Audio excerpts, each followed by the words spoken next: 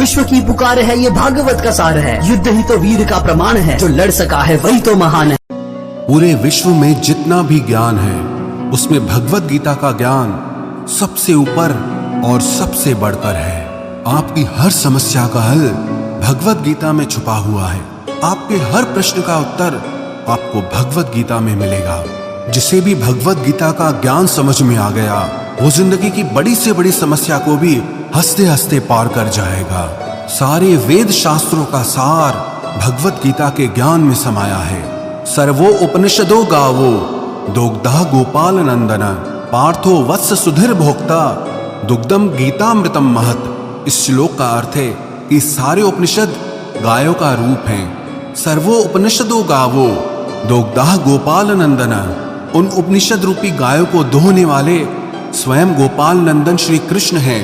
पार्थो वत्स सुधीर भोक्ता, और अर्जुन वो बछड़ा है जिसे श्री कृष्ण ने गीता का वो ज्ञानामृत पिलाया था। श्रीमद् भगवत गीता में कुल 18 अध्याय हैं और 700 श्लोक हैं।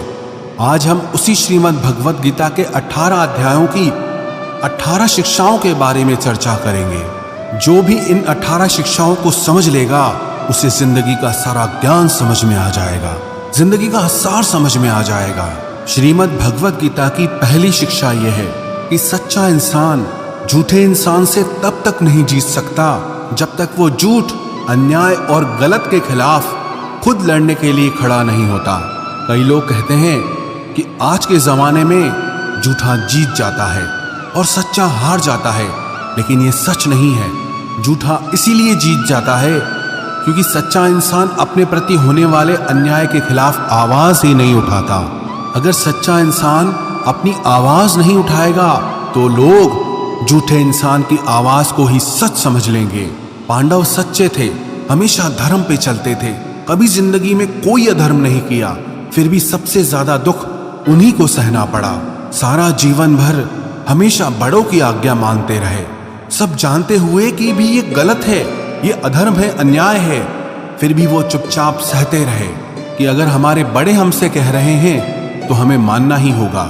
बचपन से लेकर उन्हें हमेशा अधर्म और अन्याय का ही सामना करना पड़ा, जबकि उन्होंने कभी कुछ गलत काम नहीं किया, हमेशा सच के रास्ते पर चले, लेकिन फिर भी बदले में उन्हें सिर्फ दुख ही मिला, तकलीफ ही मिली।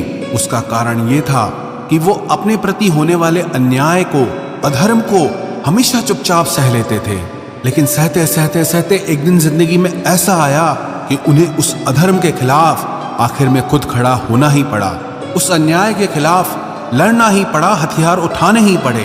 अगर वो उस अन्याय के खिलाफ, अधर्म के खिलाफ लड़ते नहीं तो शायद उन्हें कभी न्याय मिलता ही नहीं। दुर्योधन दुनिया को ये बता देता कि पांडव ही अधर्मी थे और वही सच्चा धर्मात्मा है।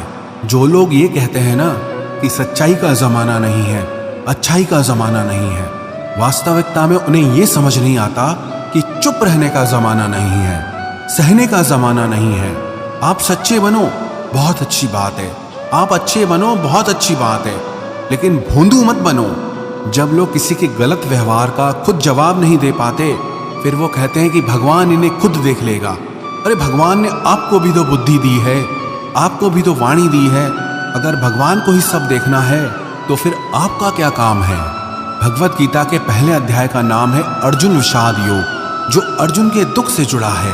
अर्जुन ने जब युद्ध भूमि में अपने रिश्तेदारों को देखा, भीष्म पितामह को देखा, द्रोणाचार्य को देखा, अपने चाहने वालों को देखा, तो अर्जुन की हालत ही खराब हो गई कि क्या मुझे युद्ध जीतने के लिए इन सबको मारना पड़ेगा? ये सब मेरे अपने हैं, मेरे रिश्तेदार हैं। अर्जुन श्री कृष्ण से कहने लगा कि इन सब से लड़ने से तो अच्छा है कि मैं सब छोड़ छाड़ के जंगल में चला जाऊं, सन्यासी बन जाऊं। उसने साफ साफ कह दिया कि मैं युद्ध नहीं करूंगा। तब श्री कृष्ण ने श्रीमद् भगवत गीता का दिव्य उपदेश अर्जुन को दिया, जिसे सुनकर समझकर अर्जुन युद्ध के लिए तैयार हुआ। श्री कृष्ण ने अर्जुन को समझाया, अगर तुम अधर्म के खिलाफ नहीं लड़ोगे तो तुम भी अधर्मी कहलाओगे, और दुर्योधन का ये अधर्म समाज में और बढ़ता रहेगा। पापी को ताकत तभी मिलती है जब पुण्य करने वाला उसे चुपचाप सह लेता है। वास्तविकता में ये महाभारत की कहानी हम सब की कहानी है। हमारी जिंदगी में भी बहुत तकलीफें आती रहती हैं, दुख आते रहते हैं, हमारे साथ कई बार बहुत कुछ गलत होता है, लेकिन अगर वो हम चुपचाप सह लेंगे तो लोग हमारे साथ और ज्यादा गलत करेंगे। चाहे कोई भी तकलीफ आ जाए, कोई भी दुख आ जाए, उसके खिलाफ लड़ना हमें खुद ही पड़ेगा। अगर दुख आपका है तो उस दुख को दूर करने के लिए लड़ना भी आपको होगा। अगर कोई आपके साथ गलत कर रहा है तो उसके खिलाफ आवाज भी आपको ही उठानी पड़ेगी। ये दुनिया भी कमजोरों का साथ नहीं देती। अगर आप में कुछ शक्ति है तभी कुछ लोग भी आपके साथ खड़े होंगे। अगर आप ही कमजोर हैं तो कोई आपका साथ नहीं देगा। तो श्रीमद् भगवत गीता की इस शिक्षा को जिंदगी में गांठ बांध कर रख लो कि अगर कोई हमारे साथ गलत करता है, उसे सहना नहीं है बल्कि उसका सामना करना है। अगर कोई दुख आया है तो उससे डरना नहीं है बल्कि उसका सामना करके हमें जिंदगी में आगे बढ़ना है। श्रीमद् भगवत गीता की दूसरी शिक्षा यह है कि आप जिसमें जितना ज्यादा अपनापन और मोह रखोगे, वही इंसान आपको सबसे ज्यादा रुलाएगा। वास्तविकता में जो श्री कृष्ण ने गीता का ज्ञान आरंभ किया, उसका असली कारण था अर्जुन का मोह। अर्जुन जैसा वीर और बहादुर योद्धा अपने मोह के कारण कमजोर पड़ गया था, अपने आप से ही हारने लगा। पांडवों ने जिंदगी भर दुख ही दुख सहा। उसका एक ये भी बहुत बड़ा कारण था कि उन्हें अपने स्वजनों में बहुत मोह था, अपने परिवार में बहुत अपनापन था। उन्हें किसी और बाहर वाले ने दुख नहीं दिया था, उन्हें उनके अपनों ने ही रुलाया था। उन्हें उनके अपनों ने ही दर दर पे भीख मांगने के लिए मजबूर कर दिया था। आप अगर अपनी जिंदगी की तरफ गौर करेंगे तो आपका ये अपनापन, आपका ये मोह आपको खुशी नहीं देता बल्कि जिंदगी भर आपको रुलाता रहता है, आपको दुख देता रहता है। हमारे दुख सुख का कारण हमारे मन का मोह है।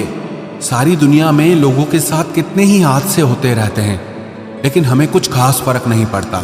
बस जैसे एक ब्रेकिंग न्यूज सुन ली कि यहाँ तूफान आ गया, कहीं आंधी आ गई, कहीं लोग मर रहे हैं, बस 2 मिनट के लिए लगता है, फिर किसी को याद भी नहीं रहता कि क्या हुआ है।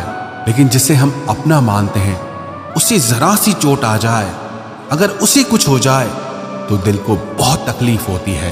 दुनिया के व्यवहार का हमें इतना दुख नहीं होता जो अपनों के गलत व्यवहार का हमें दुख होता है। दुनिया की बातों से इतनी चोट नहीं पहुंचती जितना अपनों की बातों से चोट पहुंचती है। याद रखना, जिससे भी आप जितना गहरा जुड़ोगे उतना ही ज्यादा आपको दुख भी झेलना पड़ेगा, और इस दुख से आप भाग नहीं सकते अगर आप मोह जाल में फंसे हुए हो तो। अक्सर आप उस इंसान को रोते हुए ही देखोगे जिसने किसी से बहुत ज्यादा मोह और अपनापन किया है। माँ बाप को देखो तो बच्चों की वजह से रोते हैं कि इतनी दुआएं रख के बच्चों को पैदा किया, जिंदगी भर बच्चों को पालने के लिए न जाने कितनी कुर्बानियां दी हैं, कितने बलिदान किए हैं, लेकिन वही बच्चे आज हमें खून के आंसू रुलाते हैं, क्योंकि अपने हैं ना, और अपना ही सबसे ज्यादा रुलाता है। प्रेमी प्रेम की वजह से रोते हैं कि इतना प्रेम किया और बदले में मुझे छल मिला, इतना प्रेम किया और बदले में मुझे पीड़ा मिली है। आप अगर किसी से बहुत ज्यादा दिल लगा लोगे, बहुत ज्यादा अटैच हो जाओगे, तो अंत में दुख तो आना ही आना है। सच तो यह है कि आप जिसे अपनी जिंदगी में सबसे ज्यादा स्पेशल बना देते हो, सबसे तेज थप्पड़ आपको वहीं से पड़ता है। कई लोग कहते हैं कि मुझे ऐसे इंसान ने धोखा दिया जिससे मुझे ऐसी कोई उम्मीद ही नहीं थी। अब धोखा क्यों मिलता है? क्योंकि आप किसी इंसान को अपनी जिंदगी में वो जगह दे देते हैं जिसके वो लायक ही नहीं होता। आप किसी पर इतना ज्यादा भरोसा कर लेते हैं जिसके वो लायक ही नहीं होता। तो ये गलती सिर्फ उसकी नहीं, आपकी भी है कि आपको किसी से इस कदर जुड़ना ही नहीं चाहिए कि आपको आगे चलकर दर्द सहना पड़े, तकलीफ सहनी पड़े। इसलिए संसार में किसी में भी सुख की वजह मत ढूंढो। अगर किसी को अपने सुख का कारण बनाओगे तो वो आपको दुख जरूर देगा।